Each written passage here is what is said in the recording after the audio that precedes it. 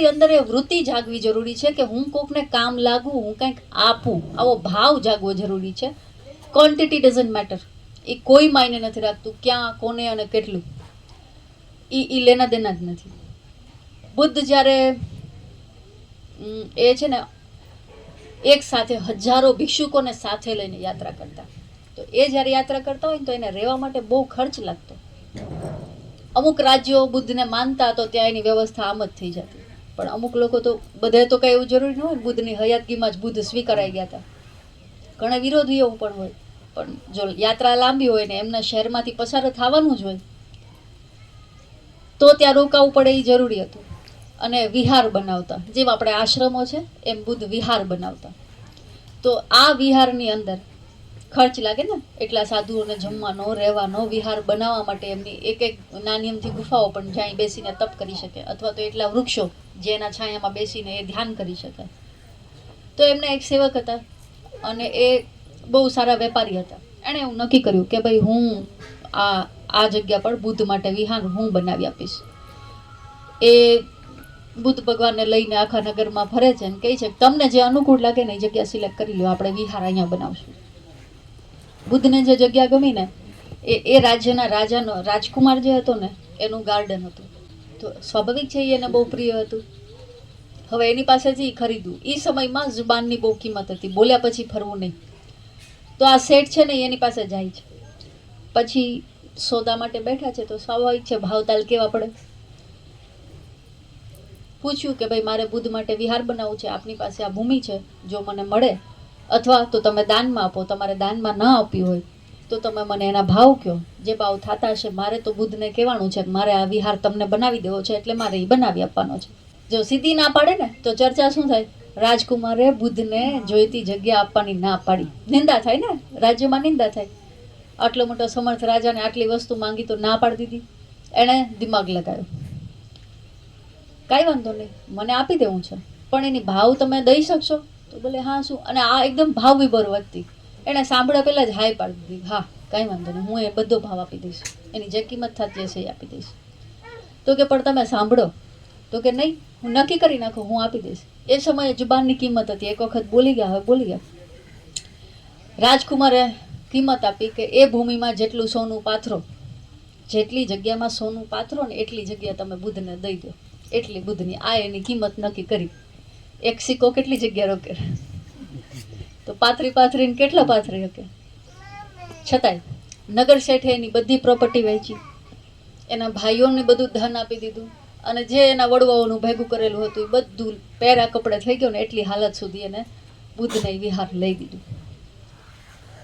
હવે જો તમે 5 રૂપિયાનું દાન કર્યું ને 5 જણાને કીધું ને તો આ વસ્તુ થાય. હવે તો કાંઈ નથી એ ભાઈ પાસે, જે કાંઈ હતું એ તો બુદ્ધને વિહાર આપવામાં લઈ લીધું. હવે આજુબાજુવાળા કહે છે બહુ દાનવીરનો દીકરો થયો હતો. જોયું શું હાલત થઈ? ખબર પડે જ કાંઈ? ઘર રાખીને વાત કરાય ને, નતર આમ કરે, આટલું હેરાનગતિ ભોગવે, વાહે છોકરા માટે કાંઈ ન છોડ્યું. હવે જોઈ કેમ દાતારી કરે છે, હવે કાંઈ વધ્યું નથી, હવે શું કરશે? બહુ બુદ્ધનો દીકરો થતો હતો. બુદ્ધ એ સમયે દર સાંજે ધર્મસભા ભરતા, જે કાંઈ પ્રશ્ન હોય એ પણ, અને રોજ એક નવું સૂત્ર, બૌદ્ધ ધર્મનું એક નવું સૂત્ર રોજ લોકોને સમજાવતા. આ ભાઈ આવવાનું વિહારમાં ચાલુ જ રાખેલું. બીજા સાધુઓ પણ એનું ઓબ્ઝર્વેશન કરતા કે આની અંદરથી આ વૃત્તિ જાય છે કે નહીં, દાન કરવાની આ જે ભાવના, સેવાની ભાવના, મદદરૂપ થવાની ભાવના હટે છે કે નહીં એની અંદર. એ ભાઈ રોજ છાનમૂનો આવતો, પોટલી લઈને આવતો નાનકડી, અને એ પોટલીમાંથી કંઈક વસ્તુ કાઢી અને કોઈ પણ ઝાડના ખામણામાં નાખી દેતો. બધા જોવે કે નહીં કાંઈક તો લઈને આવે છે, ખાલી હાથ તો હજી નથી આવતો, પણ શું? અને આ બહુ સંકોચ સાથે છાનુમુના એક નાનકડી પોટલી આમ હંતાતા કાઢીને આમ ઠલવી દે ઝાડ પાસે.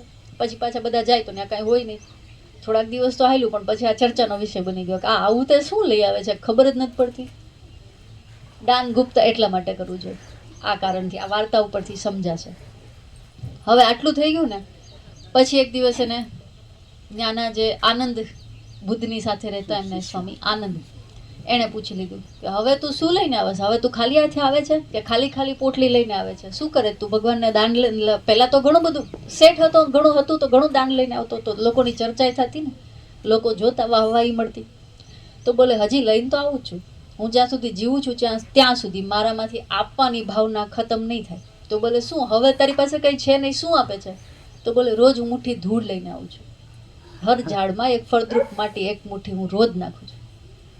તો આ વાત કેટલી મોટી છે.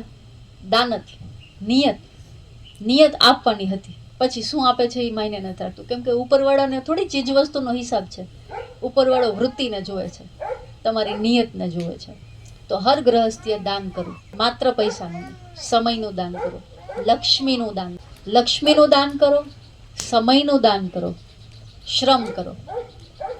શરીરથી મેં ક્યાંક મંદિરનું પગથિયું સાફ કર્યું, એ લખાણું છે સેવા. મેં શ્રમ દાન આપ્યો છે, મારા શરીરમાં જે પરસેવો ઓળ્યો ને મેં એ શ્રમ દાન કર્યું છે, એનું પણ ફળ મળશે. પણ પાછું હું બીજે દિવસે ગાઉં કે અચ્છા હું આ ગયા હતા ને ત્યાં તો મેં આટલા કલાક કામ કર્યું હતું, મેં આટલા કલાક આખી રાત જાગીને ધૂણો બનાવ્યો છે, બરાબર ને? તો અહીંયા ખતમ થઈ જશે. અને આપણે ગ્રહસ્થ આશ્રમમાં શું બચત બહુ મહત્વનો વિષય હોય છે કે જે કમાઈને એને બચાવીને રાખવું. તો એવું આપણે પુણ્યની બાબતમાં નથી કરતા. એટલા જાગ્રત આપણે આપણા ધર્મ કર્મ માટે નથી. જે કમાઓ છો ને એમાંથી બચાવવાનું જેટલું ધ્યાન રાખો છો ને, તો જે પુણ્ય કરો છો ને એને બચાવવામાં એટલું જ ધ્યાન રાખો કે મારું કરેલું પુણ્ય એળે ન હોઈ જાય, મને કામ લાગે, મારી આવનારી પેઢીને કામ લાગે, અને મારા પુણ્યથી મારા પૂર્વજો પણ તરી જાય. આ ભાવનાથી દાન કરો, સેવા કરો, જે કરો એ.